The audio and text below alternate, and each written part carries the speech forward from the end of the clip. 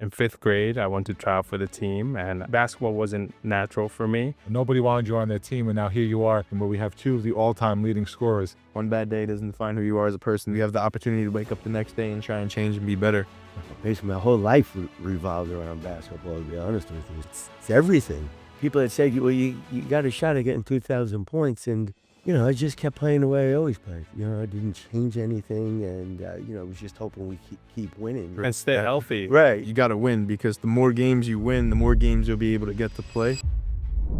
Welcome back to the Build Not Born podcast. We are back with 2 out of 15 2,000-point scorers in Bergen County. Amazing guys. Very, very, very honored to have you guys here. Yes, thank you. And right now we're going to do some rapid fire questions. So we're just going to ask you, simple questions, and we want to know more about you too. So just give us an answer right when we ask you them. So growing up, who was your guys' favorite athlete? Jerry West. Kobe Bryant. Wow. Okay. What was your favorite basketball shoe to play in at the time when you were playing? Chuck Taylor's, Converse. I like the Hyper Dunks. I think Kobe wore them a lot. They were really comfortable, really That was popular in your yeah, it was right around the ankle, had a great ankle support, and I felt like just really, really well playing in them. Pre-game meal. Pre-game meal, wow. Honestly, I just had whatever they offered at the school. Usually when we had the games in school, but just something light, maybe some fruit sometimes. Like if on a Saturday if we had a game, just something, some eggs, just something. Try to keep it the same every single time. So exactly the same routine. And whatever my mom made really is what I ate. Really. That's great. What would she make? It was nothing special, whatever they were eating for dinner, games didn't start till they had to be up there by, I guess, 5:45. So I ate whatever she put on the table. Pre-game music. Oh, pre-game music. Wow. In '09 when I was, it was a big Lil Wayne era. So I used to listen to a lot of Lil Wayne, but like old school rappers too. Just a lot of rap, a lot of things that would get me pumped. Tupac, Biggie Smalls, kind of get you in that mood to go out and dominate some of that music. So What about you? You Was that not like a thing? Because I know nowadays in high school, there's always like in layup lines and warm-ups, there's always music. But was there music? There really was no music, Englewood would warm up to 2001 Space Oddity, which was like just the instrumental, But Cliff, we didn't warm up to any music. We really didn't. What's one thing you want somebody to remember you by?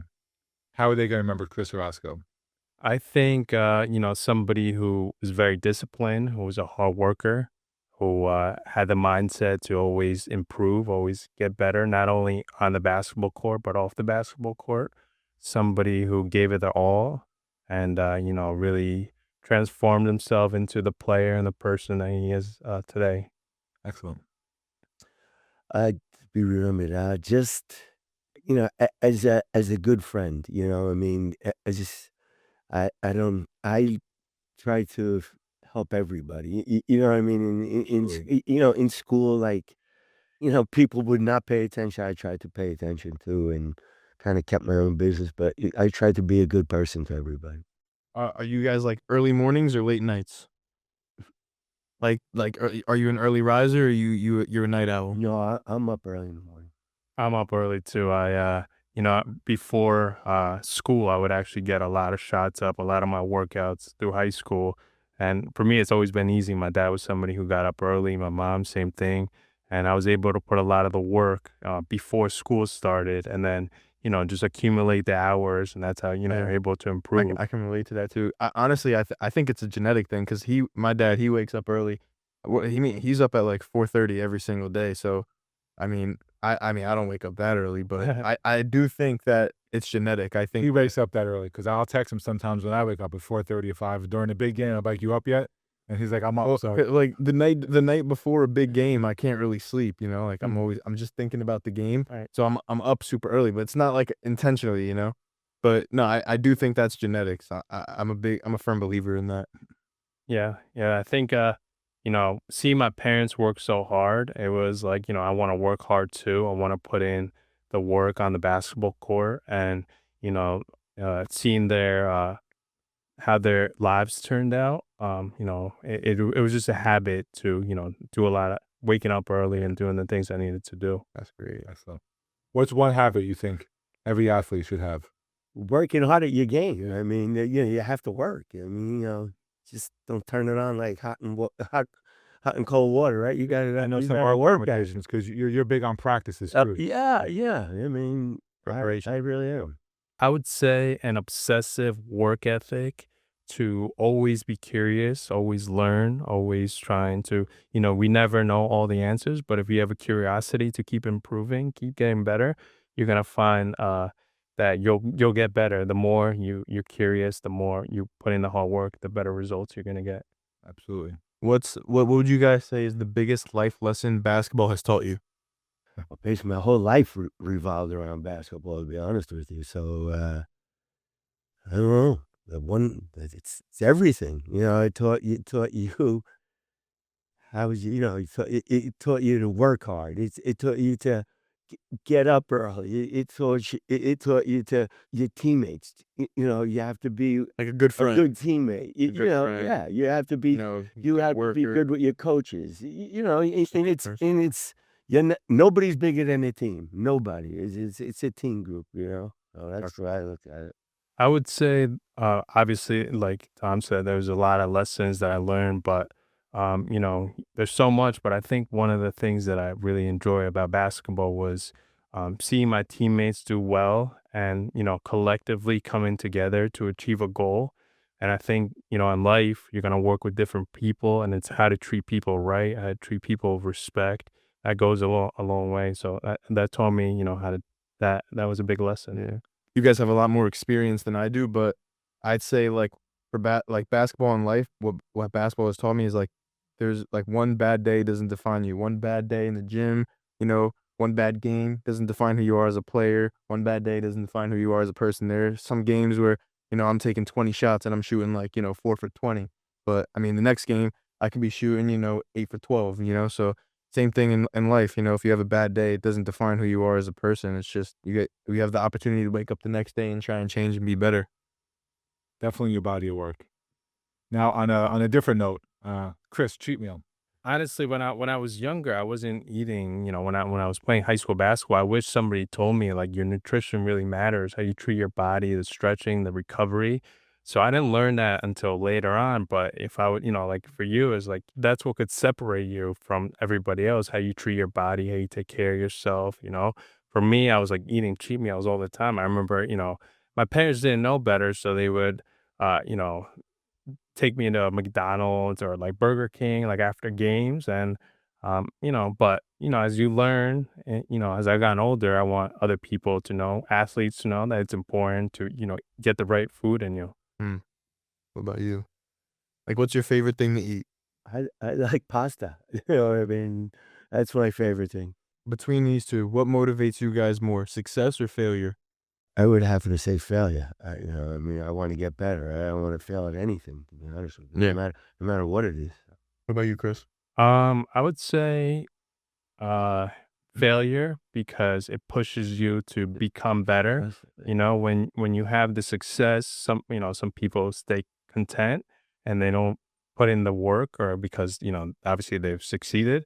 But failure really drives you to places where you could see yourself improving, and that attitude is very important if you want to be a better player. 100%. When you guys aren't, I mean, I know it's been a long time for you being off the basketball court, but like, back in your day when you were a teenager in college, and for you when you were in high school, besides basketball, what kept you guys busy? What was like another hobby or like something that you can do that, that like kept you occupied? For me, I like listening to music. I know since I was little, I just always listen to music, always listen to like my favorite artists. Music is something that I really connected with, even to this day. So I would just like go home and listen to my favorite music, hang out with my friends, and yeah, it was a good time. Till I was like 15, I played, Babe Ruth baseball, which I really liked, but it was just for fun, really, But I did like it, but yeah, I mean that was it. Basketball was it. Chris, what's the best advice you ever received? Best advice I've ever received on the basketball court, or Anything you can remember.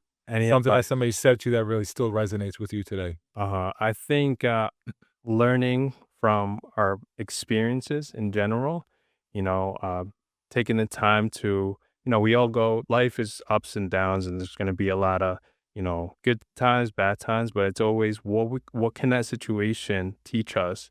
And to always have that, uh, always learn, always, what can that situation teach us? What could it help you grow? I think most people, they think, something bad happens to them, and it's like, they play a victim mentality, but it's like life is trying to teach you what can you learn from that situation if you have the right mentality. Or what I was told, everything kind of relates to basketball, but I was told you miss 100% of the shots you don't take.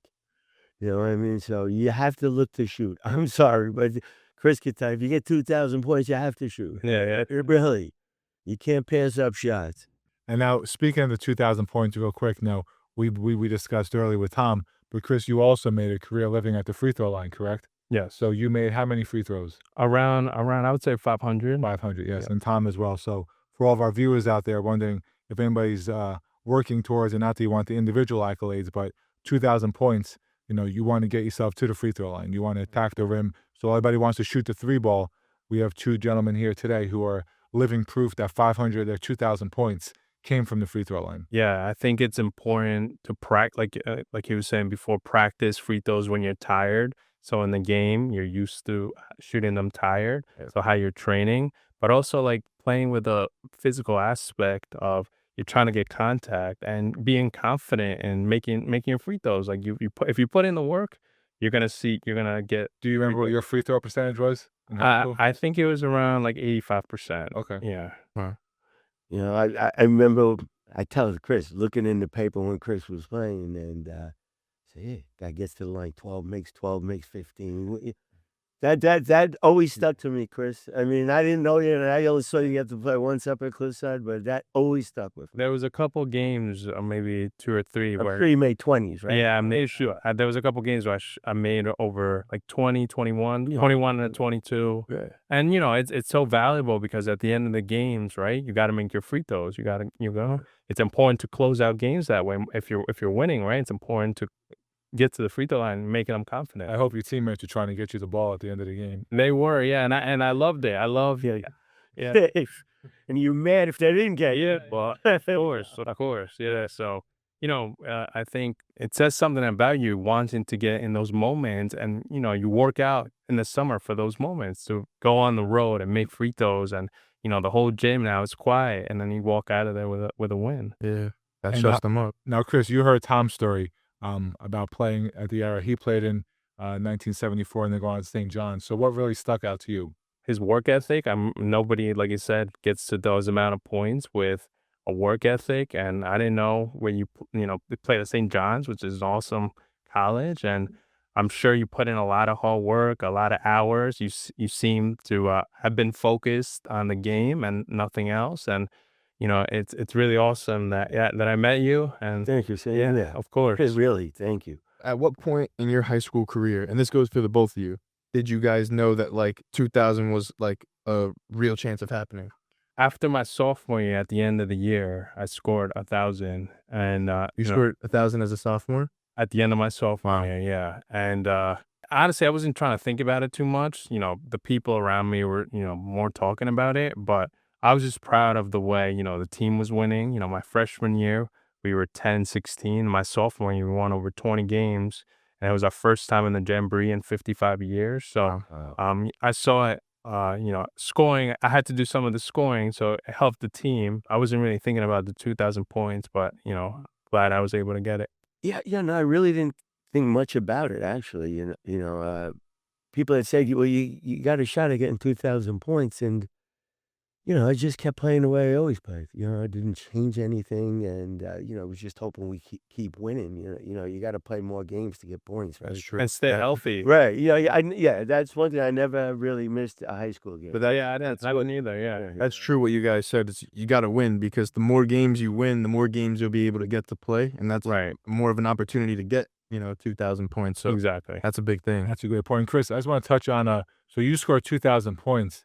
But we spoke earlier about how in middle school you were cut from your middle school basketball team, or you were picked last in most of those games. Yeah. Just speak about that and overcoming that mindset. Yeah. Nobody wanted you on their team, and now here you are. And correct me if I'm not mistaken, but we have two of the all-time leading scorers for our respective schools here, correct? Yeah. NFI High School and Yeah. Hillside Park. So that's amazing. So what was that mindset like? Yeah, I think, I remember I went in 5th grade, I went to try out for the team, and I didn't honestly, basketball wasn't natural for me. So they saw that I was a little tall and I had an okay tryout, and we had two A teams. They used to do have two A teams.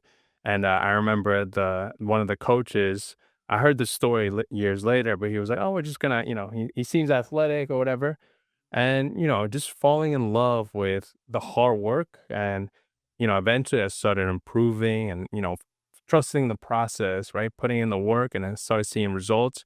In 6th grade we lost the championship game to Prescott Valley. 7th grade we lost to them again, and I told myself in 8th grade I can't lose to this team. And we beat them in the championship game in 8th grade, and that gave me a lot of confidence to go into high school.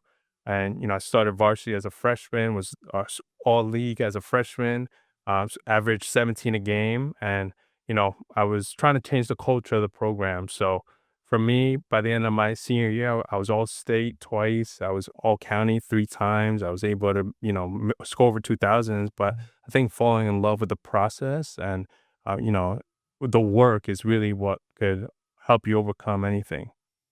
All right, Chris, what's one habit you think everybody should start now? I think one habit that really helped me as I've gotten older is the habit of meditation, and starting my day with meditation and just sitting and observing your own way of thinking, and understanding that we all have different thinking patterns. We all, have different feelings, and we don't, a lot of us don't really understand ourselves. So taking the time to meditate every day is great for the mind, great for, um, just everything.